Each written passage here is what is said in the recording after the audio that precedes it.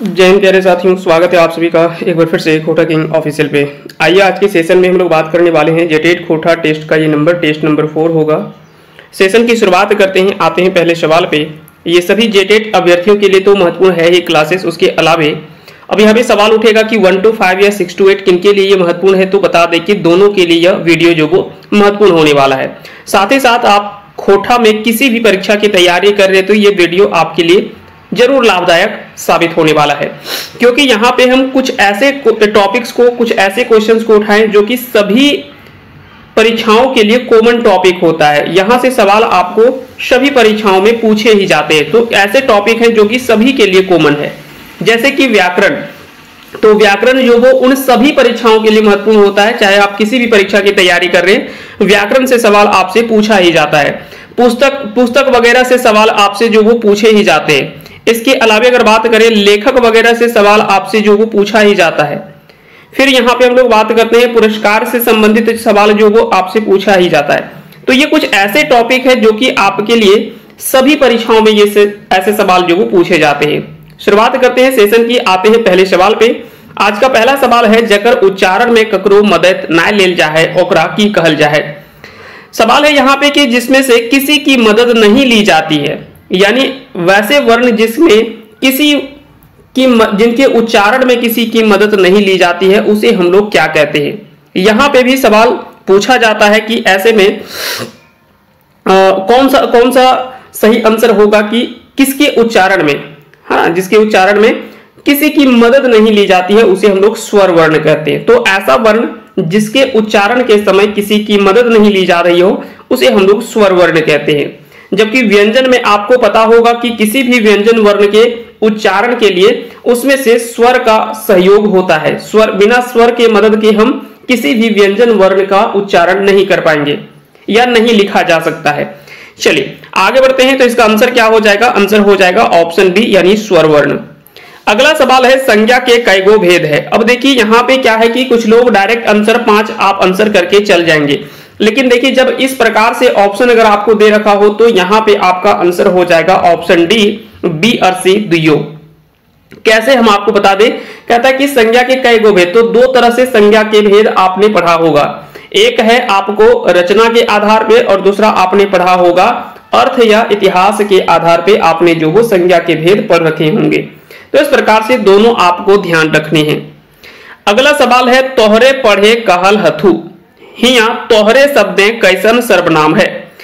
अब यहाँ पे सवाल है कि तोहरे पढ़े कहल हथु, यहाँ पे तोहरे शब्द में, है ना, तोहरे शब्द में किस प्रकार के सर्वनाम है, तो इसका आंसर हो जाएगा पुरुषवाचक सर्वनाम। पुरुषवाचक सर्वनाम में आपने पढ़ा होगा उत्तम पुरुष, है ना, उत्तम पुरुष, मध्यम पुरुष और अन्य पुरुष। उत्तम पुरुष, मध्यम पुरुष और अन्य पुरुष, ये पुरुषवाचक सर्वनाम के 3 भेद होते हैं। यहाँ पे उत्तम पुरुष में हाम या हामिन, मध्यम पुरुष में तोय या तोहिन, यहीं पे तोय के जगह पे ही आता है तोहरे, है ना, यहीं पे तोय के जगह पे ही हम लोग शब्द का प्रयोग करते हैं तोहरे।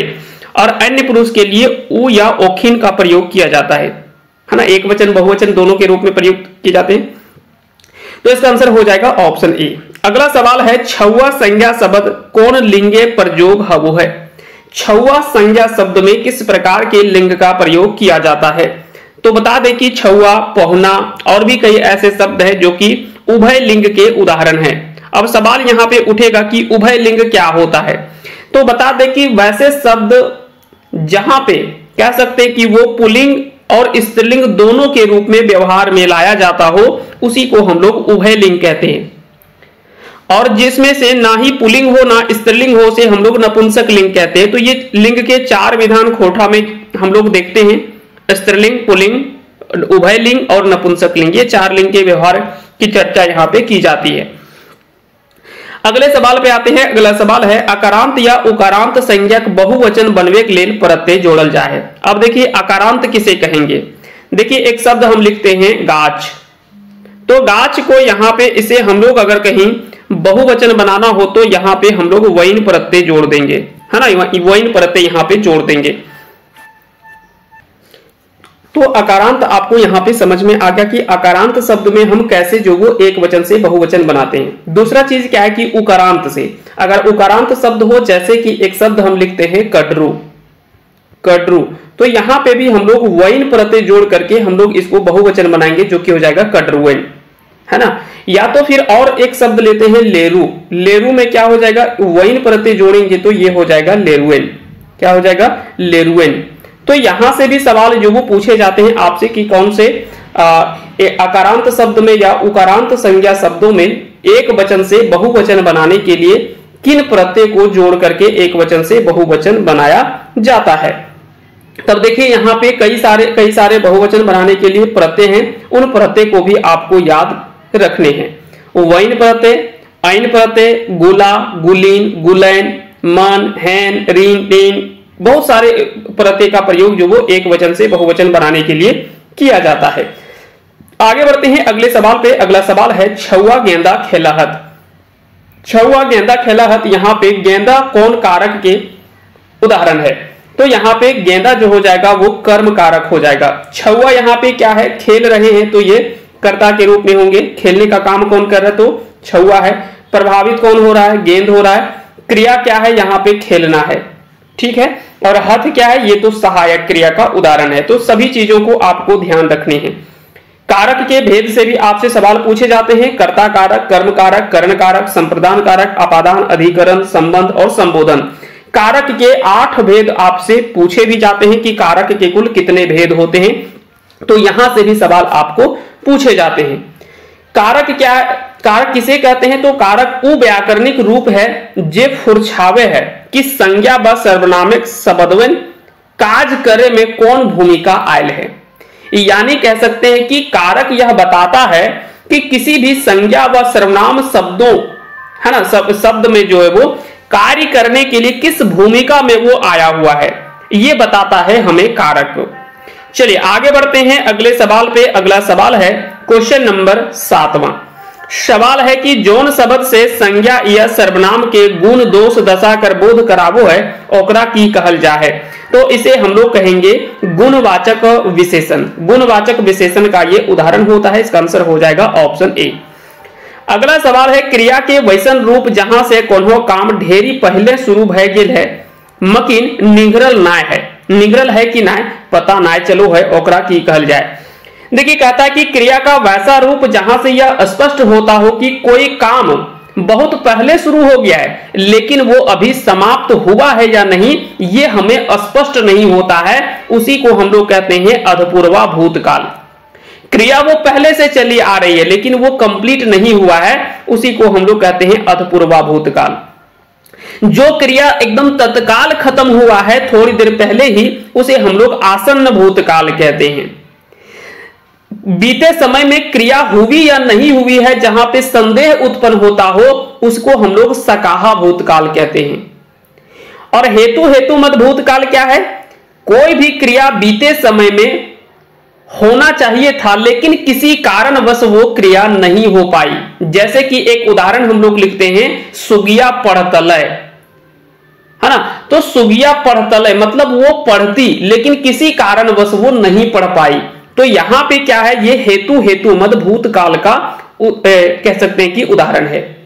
ऐसे सवाल भी यहां से आपसे जो वो कई बार पूछ लिए जाते हैं कि इनमें से कौन सा भूतकाल का ये उदाहरण है। चलिए आगे बढ़ते हैं, हम लोग आते हैं अगले सवाल पे। ऐसे हम बता दें कि काल के 3 भेद होते हैं। अगर आपसे केवल पूछा जाए कि काल के कई गो भेद है तो 3 भेद है, लेकिन अगर पूछा जाए कि भूतकाल के कई गो भेद है तो भूतकाल के 6 भेद हैं। अगर पूछे कि वर्तमान काल के कितने भेद हैं तो वर्तमान काल के 4 भेद हैं। भविष्यत काल के कितने भेद हैं, है ना, यह भी सवाल पूछा जाता है कि भविष्यत काल के कितने भेद हैं तो 4 भेद हैं।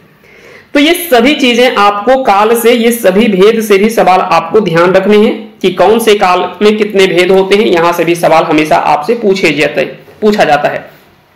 तो इसका आंसर क्या हो जाएगा, आंसर हो जाएगा अधपूर्वा भूतकाल। अगला सवाल है खोठाएं मूल क्रिया बनवल चाहे। खोठा में मूल क्रिया जो वो बनाई जाती है वो एक जोड़ करके एक यहाँ पे प्रत्यय, जैसे खाए, पिए, खांसे, कांदे, नाचे, गावे, तो एक प्रत्यय जोड़ करके, एक या तो फिर कई जगह पे इक प्रत्यय भी जोड़ा जाता है ना, एक या इक प्रत्यय जोड़ करके मूल क्रिया जो वो बनाई जाती है।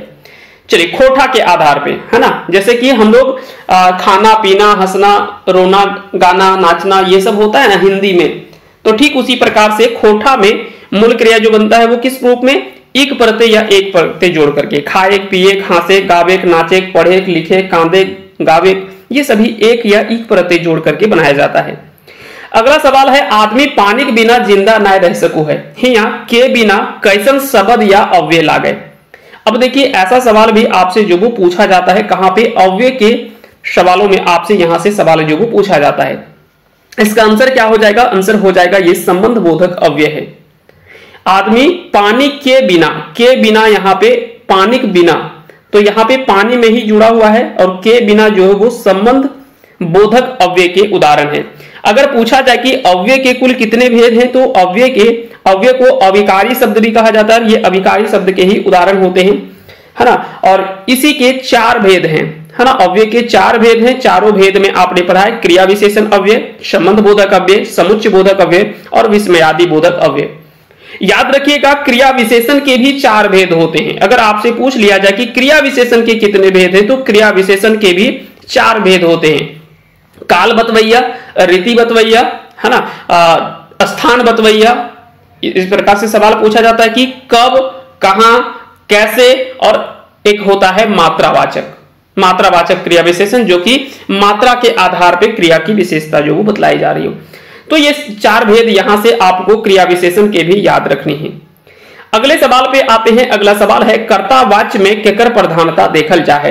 कर्तावाच्य में किसकी प्रधानता देखी जाती है, तो कर्तावाच्य में कर्ता की प्रधानता देखी जाती है, कर्ता का प्रधानता जो वो देखने को मिलता है। अगले सवाल पे आते हैं। अगला सवाल है, मंगरा पढ़ो है, हिया उद्देश्य छांटा। अब एक वाक्य दे रखा है और यहां पे आपको 2 चीज पूछा जाता है, या तो उद्देश्य पूछा जाएगा या तो फिर यहां पे विधेय पूछा जाता है। उद्देश्य और विधेय, अब बोलेंगे ये उद्देश्य और विधेय किसे कहते हैं और कैसे हम अंतर छांटेंगे। तो बता दें कि किसी भी वाक्य में जिसके बदले में कुछ कहा जाए, ध्यान से पढ़िएगा, जिसके बदले में कुछ कहा जाए, है ना, जिसके बारे में कुछ कहा जाए, जिसके बारे में कुछ कहा जाए, वो क्या कहलाता है, वो उद्देश्य कहलाता है। तो यहां पे किसके बारे में कहा जा रहा है, मंगरा के बारे में कहा जा रहा है कि मंगरा पढ़ो है, तो यहां पे उद्देश्य क्या हुआ, मंगरा हो गया, क्योंकि यहां पे मंगरा के बारे में ही कुछ बातें जो वो कही जा रही है।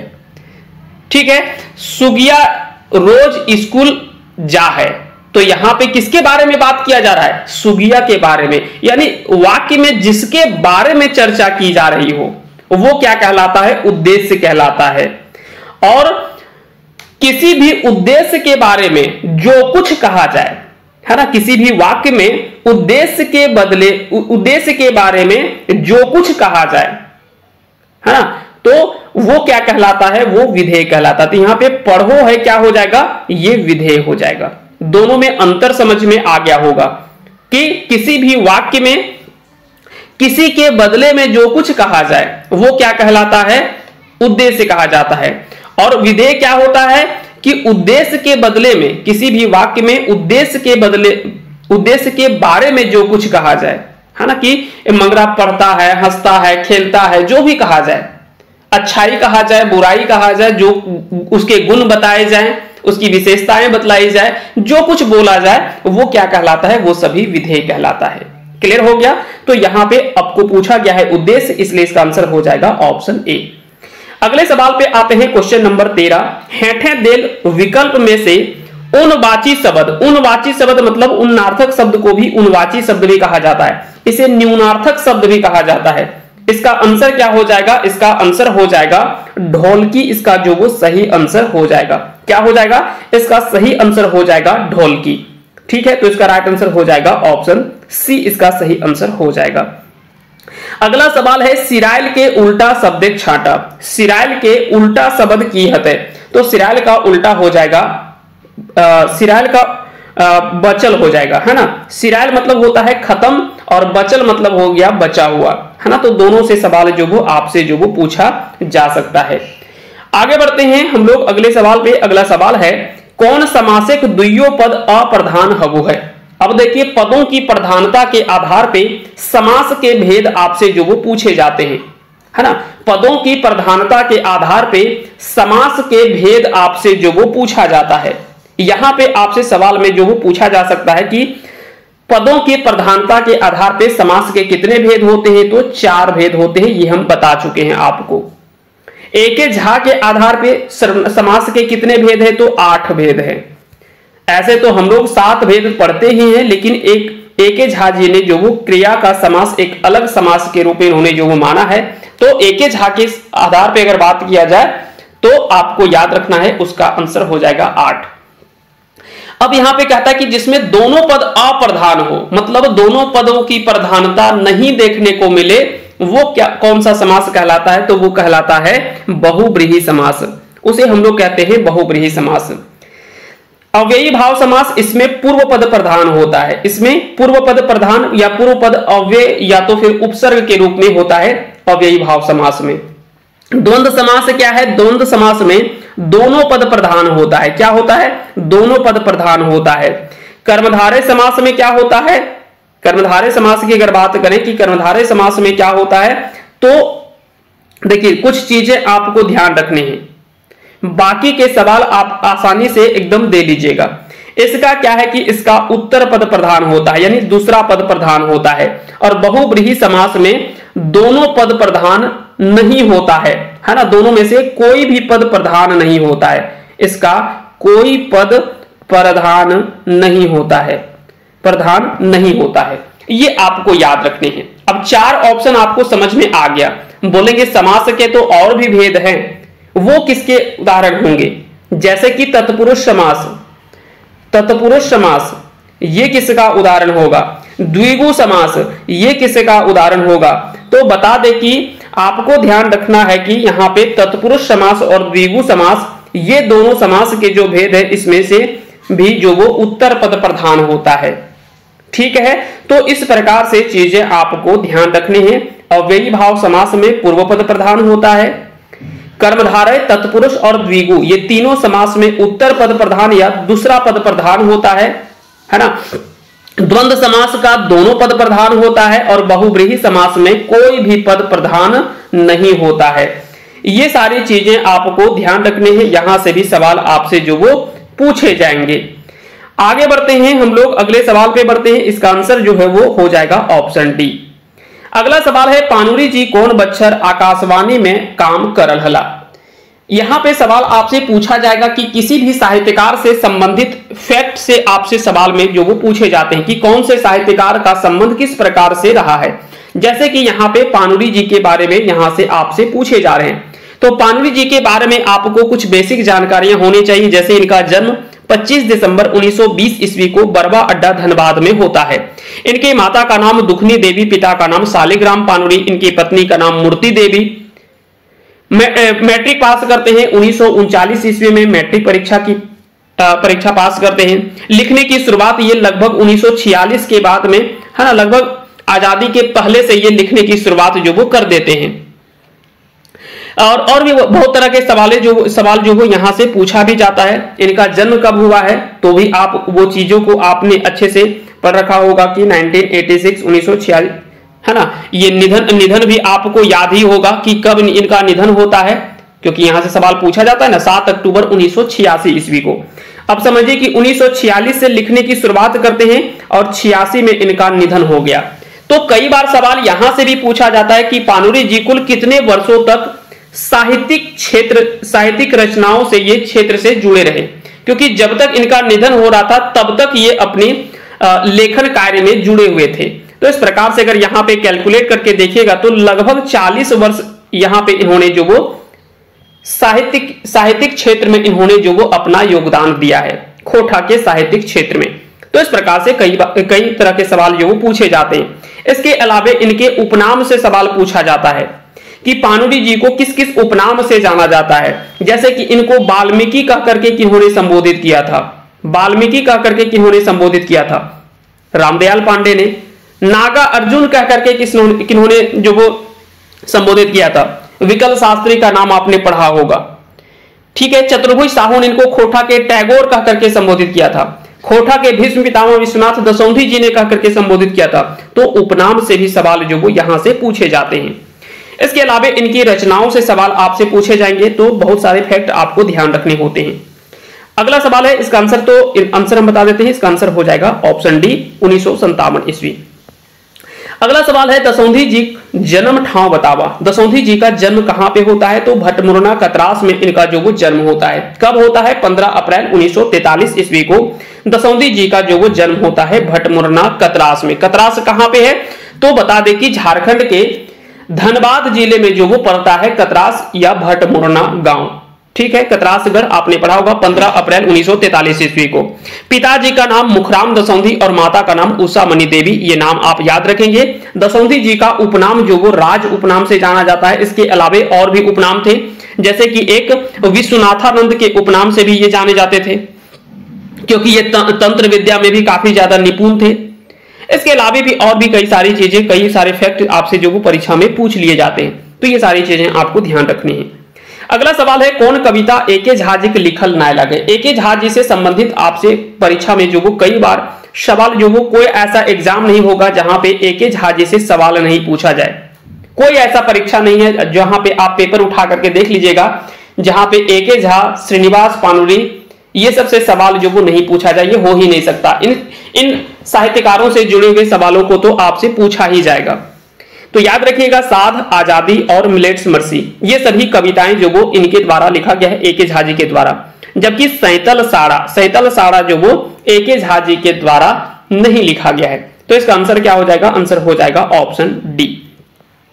अगला सवाल है, व्याकुल जी के राष्ट्रीय कवि कह करके संबोधित कर लेहला। व्याकुल जी को राष्ट्रीय कवि कह करके किन्होंने संबोधित किया था? यहां से सवाल जो वो पूछा जाता है। तो इसका आंसर हो जाएगा रामनारायण सिंह के द्वारा। रामनारायण सिंह इसका सही आंसर हो जाएगा। एक और सवाल पूछा जाता है कि व्याकुल जी के एक क्रांतिकारी रचना थी, उसका नाम था कलाम ए व्याकुल। कलाम ए व्याकुल पुस्तक की भूमिका किसके द्वारा लिखा गया था? यह सवाल जो वो सहायक आचार्य 6 to 8 के परीक्षा में भी जो वो पूछा गया था। तो बता दें कि इस पुस्तक की भूमिका जो वो रामनारायण सिंह के द्वारा ही जो वो लिखा गया था। और यह भी याद रखिएगा, 1939 में वो पुस्तक लिखा गया था, लेकिन 1943 ईस्वी में उस पुस्तक को जो वो जला दिया जाता है अंग्रेजों के द्वारा। क्यों जला दिया जाता है? क्योंकि यह पुस्तक जो है वो क्रांतिकारी किस्म की रचना जो वो मानी जाती है। अगले सवाल पे आते हैं, क्वेश्चन नंबर 20। सवाल है, परमाणिक जी के कौन सम्मान से सम्मानित करल गए है? तो परिवर्तन, विशेष सम्मान, काव्य भूषण पुरस्कार और श्रेष्ठ साहित्यकार सरकार सम्मान। इसका आंसर हो जाएगा ऑप्शन डी। ये सभी सम्मान से जो वो सम्मानित किया जा चुका है। परिवर्तन विशेष सम्मान ये कहां से सम्मानित किया जाता है? तो ये चतरा से इनको सम्मानित किया जाता है। काव्य भूषण पुरस्कार ये जमशेदपुर से इनको जो वो सम्मानित किया जाता है, जमशेदपुर से। यह सवाल भी पूछा जाता है। और श्रेष्ठ साहित्यकार ये रांची के द्वारा जो वो इनको जो वो सम्मानित किया जाता है। तो ये सभी चीजें आप याद रखेंगे, इनसे जुड़े हुए। परमाणिक जी से संबंधित भी कई सारे फैक्ट आपको ध्यान होने चाहिए, क्योंकि हाल ही में इनका निधन भी हुआ है, तो निधन का डेट भी आपसे पूछा जा सकता है। बता दें कि 27 फरवरी 2024 ईस्वी को परमाणिक जी का जो वो निधन हो गया है, तो यहां से सवाल पूछा जा सकता है। और जन्म 13 जनवरी 1950 को बैदमारा बोकारो में इनका जो वो जन्म हुआ था। माता का नाम तिनकी देवी और पिता का नाम मुरलीधर प्रमाणिक। मानिक इनका उपनाम भी आपको याद रखने हैं। बाकी के सारी चीजें तो हम आपको बता ही चुके हैं। चलिए आगे बढ़ते हैं। तो सर्वश्रेष्ठ श्रेष्ठ साहित्यकार झारखंड सरकार के द्वारा सम्मान कब मिला था इनको? 2008 में मिला था। हो सकता है कि अगर सवाल में वर्ष पूछ दिया जाए तो याद रखिएगा 2008 ईस्वी में। इसके अलावा बोकारो इस्पात कारखाना में ये नौकरी भी किया करते थे 1968 से लेकर के 2009 ईस्वी तक। कई सारी रचनाएं इनकी हैं, दामोदरी कोराएं, तातल हेमाल, रुसल पुटूस, मचगंधा और भी कई प्रकार की रचनाएं हैं, है ना। तो उन रचनाओं से संबंधित भी सवाल आपसे जो पूछे जाते हैं। सवाल है, खोठा पहिल एमए करवैया का नाम बतावा। खोठा में पहला एमए करने वाले खोठा साहित्यकार के रूप में किसे जाना जाता है? तो इसका आंसर हो जाएगा बीएन ओहदार। जबकि पहला पीएचडी के अगर बारे में बात करें तो वो हो जाएगा गजाधर महतो। गजाधर महतो खोठा के पहले पीएचडी करने वाले साहित्यकार के रूप में जाने जाते हैं। अगला सवाल है, 1961 से लेकर के 1969 तक कविता नागर जी के, है ना, विश्वनाथ नागर जी की रचना है। 1961 से लेकर के 69 तक के कविता कौन से किताब में जो वो छपी थी, तो उसका नाम है रांगा लाठी।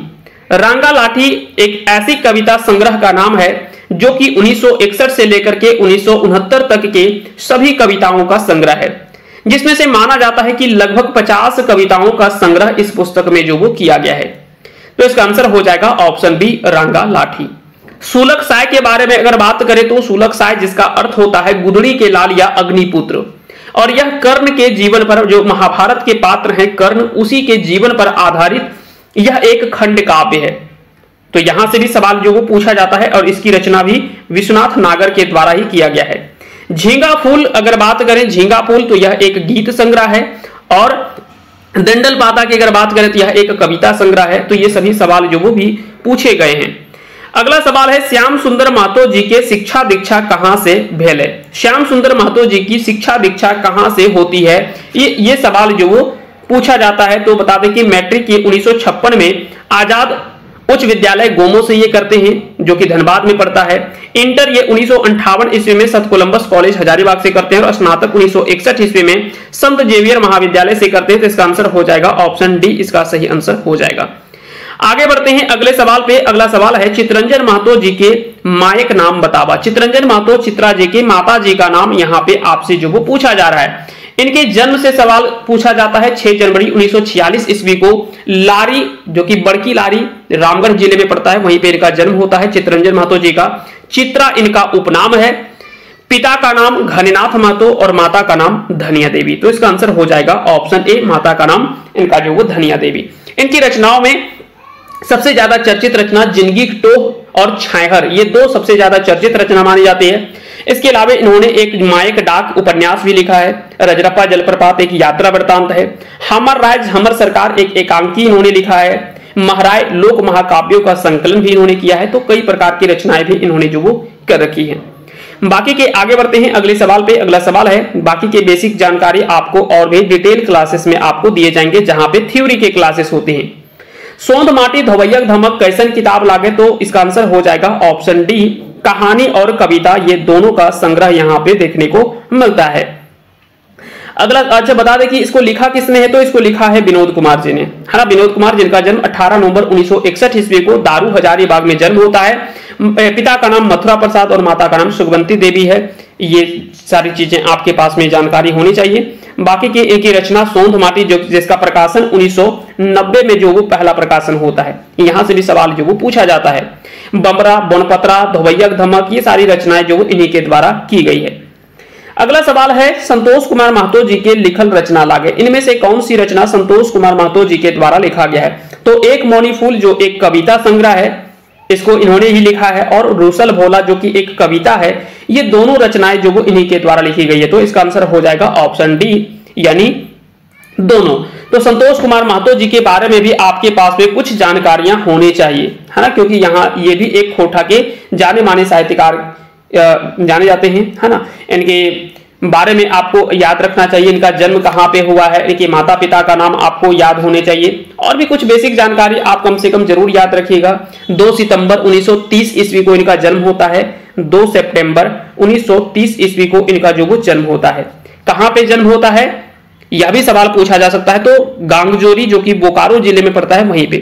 तालो महतो पिता का नाम, माता का नाम छुटमणि देवी, ये दोनों चीजें आपको याद रखनी है। बाकी के बहुत ज्यादा तो सवाल नहीं पूछा जाता है। एक और सवाल पूछा जाता है कि इन्होंने एमए जो वो किस विषय से कर रखा था, तो भूगोल से इन्होंने जो वो एमए किया था। यह भी सवाल जो वो एक पूछा जाता है। इसके अलावा एक ज्यादा चर्चित रचना मानी जाती है, वो है एक पथिया डोंगल महुआ, जिस पुस्तक का इन्होंने संपादन भी किया है। यह कह सकते हैं कि संकलनकर्ता या तो फिर संपादक के रूप में जाने जाते हैं। एक पथिया डोंगल महुआ जो कि एक कविताओं का संग्रह है। तो यहां से सवाल जो वो पूछे जाते हैं। सवाल है, पुटूस और परास कविता गोछे पुटूस ककर प्रतीक लागे। यहां पे पुटूस और परास में कविता संग्रह है एक, जिसमें से पुटूस जो वो किसका प्रतीक है, तो यहाँ पे पुटूस जो वो गांव के प्रतीक के रूप में, गांव का प्रतीक है। इसका आंसर हो जाएगा ऑप्शन ए। सवाल है, भगजोगनी उपन्यास के प्रकाशन कबे भेल रहे। भगजोगनी उपन्यास का प्रकाशन जो वो कब होता है। अब देखिए, भगजोगनी उपन्यास के बारे में आपको पहले तो यह समझना होगा कि इसके रचनाकार कौन है, है ना, भगजोगनी उपन्यास को लिखा किसने है? तो विश्वनाथ दसौंधी जी के द्वारा इस उपन्यास को जो वो लिखा गया है। इसका आंसर हो जाएगा ऑप्शन बी, है ना। इसका आंसर क्या हो जाएगा? आंसर हो जाएगा 2004 में इसका जो वो प्रकाशन होता है। अगले सवाल पे आते हैं। अगला सवाल है जिंदगी टो उपन्यास के लिखवैया के लागत। जिंदगी टो उपन्यास ये चित्तरंजन महतो चित्रा जी के द्वारा लिखी गई खोटा का पहला उपन्यास जो वो माना जाता है। सवाल है ढरकल लोर केकर लिखल कहानी के गोच लागे। ढरकल लोर केकर लिखल कहानी के गोच लागे, इसका आंसर आप जरूर बताइएगा हमें कमेंट बॉक्स में। पहला तो ये चीज आपको समझ में आ गया कि यह एक कहानी का संग्रह है, कहानियों का संग्रह है। अब बताना है आपको कि इसको लिखा किसने है, इसके लेखक के बारे में आपको जानकारी देने हैं। तो उम्मीद करते हैं कि आज का ये सेशन आप सभी को अच्छे से समझ में आया होगा। फिलहाल के लिए इतना ही, मिलते हैं अगले सेशन में, तब तक के लिए आप सभी को बहुत बहुत धन्यवाद। बाकी के अगर आपको पेड क्लासेस ज्वाइन करना है तो आप इस नंबर पे हमें संपर्क कर सकते हैं 9708305319। इस नंबर पे आप हमें संपर्क कर सकते हैं। सभी क्लासेस जो स्टार्ट हो चुके हैं, तो अगर आपने अभी तक क्लासेस ज्वाइन नहीं किया है तो जरूर आप ज्वाइन कर लीजिएगा। बाकी की सारी जानकारी आप इस नंबर पे व्हाट्सएप कर लेंगे या तो कॉल कर लेंगे, आपको सारी जानकारी दे दी जाएगी कि कैसे कैसे क्लासेस होता है, क्या प्रोसेस है और कैसे आप हमारे साथ में पेड कोर्सेस में जुड़ सकते हैं हमारे एप्लीकेशन में। अगर अभी तक आपने हमारा एप्लीकेशन डाउनलोड नहीं किया है तो आप उसे डाउनलोड भी कर लीजिएगा प्ले स्टोर से। प्ले स्टोर में आप सर्च करेंगे खोटा किंग ऑफिशियल, वहां पे आपको हमारा एप्लीकेशन दिख जाएगा। आप उसे डाउनलोड करके लॉगिन कर लीजिएगा, वहां पे सारे कोर्सेस आपको दिख जाएंगे। साथ ही साथ में जेटेट का टेस्ट सीरीज भी स्टार्ट हो गया है, जो कि मात्र 99 में अभी आपको करवाया जा रहा है। कुछ दिनों के बाद में इसका फी बढ़ जाएगा, तो जिन्हें ज्वाइन करना हो तो आप खोटा के टेस्ट भी ज्वाइन कर सकते हैं जेटेट का, जो कि सिर्फ 99 में अभी दिया जा रहा है। और इसमें से कितना सेट होगा? तो इसमें से 100 टेस्ट होने वाला है, जो कि इतना अगर आपने प्रैक्टिस कर लिया तो आप यकीन मानिए कि आप 90% सवालों को तो इन्हीं टेस्ट के द्वारा ही आप उसे आराम से कर लीजिएगा। तो आप भरोसा रख करके आप इसे क्लासेस को ज्वाइन कर सकते हैं, जिसमें से आपको सभी तरह की जानकारी उपलब्ध कराई जाती है। और साथ ही साथ में इसी तरह के डिटेल एक्सप्लेनेशन भी आपको मिलते हैं। 3 फॉर्मेट में हम आपको देते हैं कंटेंट। एक तो आपको मिलता है पीडीएफ फॉर्म में, आप उसको पीडीएफ को देख सकते हैं। फिर उसका वीडियो एक्सप्लेनेशन भी होता है, वीडियो एक्सप्लेनेशन भी होता है। और इसके अलावे अगर बात करें तो उसका ऑनलाइन टेस्ट भी होता है, ऑनलाइन टेस्ट फॉर्म में भी होता है। तो अगर आप चाहें तो एक टेस्ट को 3 फॉर्म में आप लगा सकते हैं। उसके पीडीएफ देख करके उसका वीडियो एक्सप्लेनेशन देख सकते हैं, उसके बाद में फिर उसका ऑनलाइन टेस्ट भी आप लगा सकते हैं। तो आपको जैसे लगाना हो आप तीनों फॉर्म में टेस्ट को लगा सकते हैं। फिलहाल के लिए इतना ही, मिलते हैं अगले सेशन में, तब तक के लिए आप सभी को बहुत बहुत धन्यवाद।